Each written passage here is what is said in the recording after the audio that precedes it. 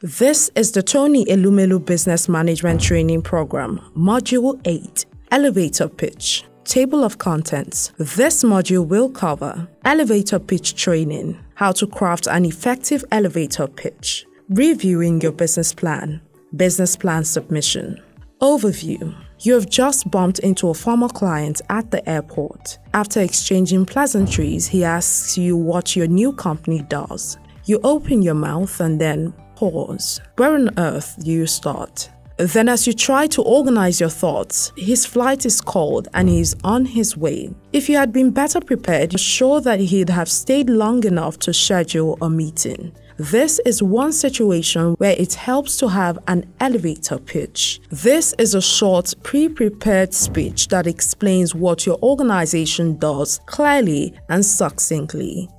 Objectives. At the end of the training, you will be able to define elevator pitch and pitch deck, understand the difference between an elevator pitch and an elevator speech, create and communicate your USP, discuss what to include in your elevator speech, review your business plan, write a business plan cover letter to submit your business plan. Elevator pitch definitions and concepts. What is an elevator pitch? Elevator pitch means introducing your company quickly and compellingly. This is also known as an elevator speech or elevator statement. Therefore, an elevator pitch is a brief, persuasive speech that you can use to spark interest in what your organization does. You can also use them to create interest in a project, idea, or product, or in yourself. A good elevator pitch should last no longer than a short elevator ride of 20 to 30 seconds, hence the name. They should be interesting, memorable, and succinct. They also need to explain what makes you or your organization, product, or idea unique. For example, you can use one to introduce your organization to potential clients or customers. You could use them in your organization to sell a new idea to your CEO or tell people about the change initiative that you are leading. You can even craft one to tell people what you do for a living. Differences between an elevator pitch and pitch deck.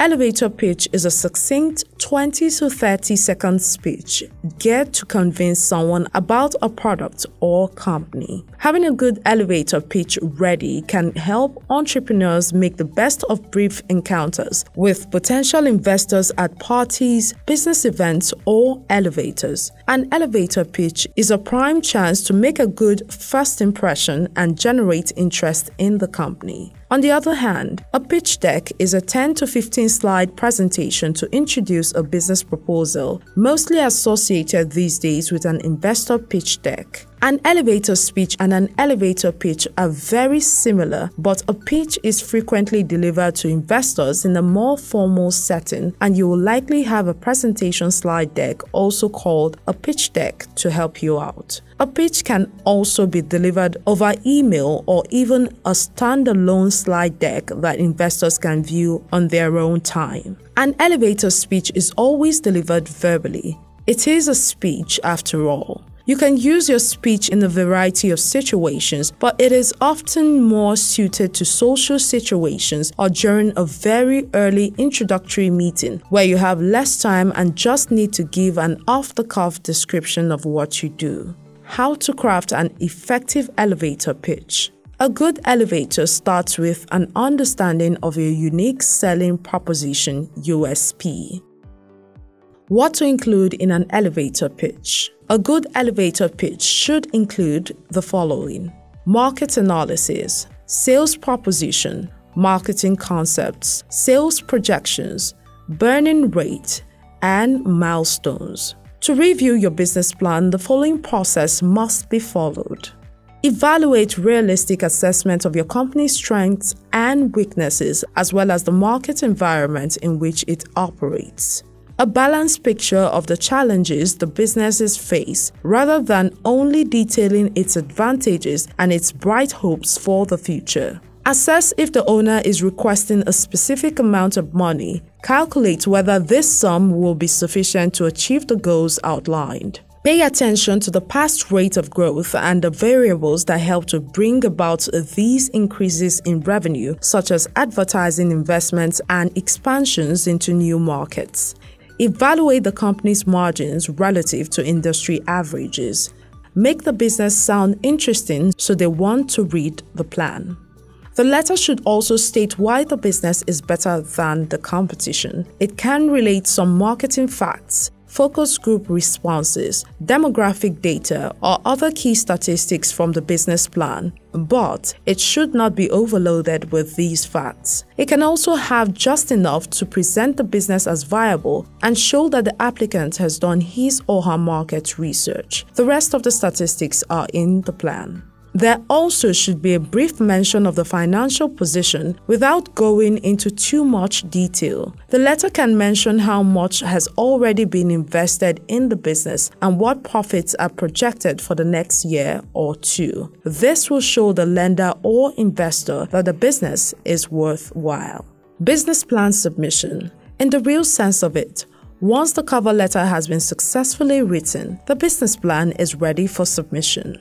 Business plan submission does not take any format. Rather, the protocol of the receiving organization determines to a large extent how you will submit your business plan.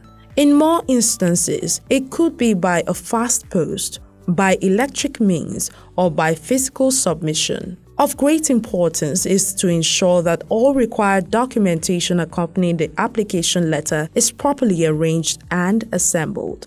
In this wise, MSMEs are usually advised to draw up a list of documents required and tick the box against available documents to ensure no document is forgotten or left behind upon submission. Loan applicants may be unsuccessful due to documentary omission during submission, where the appraisal officer decides not to call for it at the point of decision-making on the application or may declare them unavailable. Writing a business plan cover letter. Sample 1. Here are examples of a business plan cover letter. It should be personalized for each lender or investor to whom it is sent. Name of applicant, address of applicant, city, state, country. Date, name of investor or lending officer at a lending institution. Name of bank or lending institution, address of bank, etc. City, state, country. Conclusion. Elevator pitch means introducing your company quickly and compellingly, also known as elevator speech or elevator statement. To craft a great pitch, the following steps should be followed. Identify your goal. Explain what you do. Communicate your USP. Engage with a question. Put it all together. Practice, practice, practice. You have completed this module. You will find the resources and exercises for this module in the course description section. Thank you.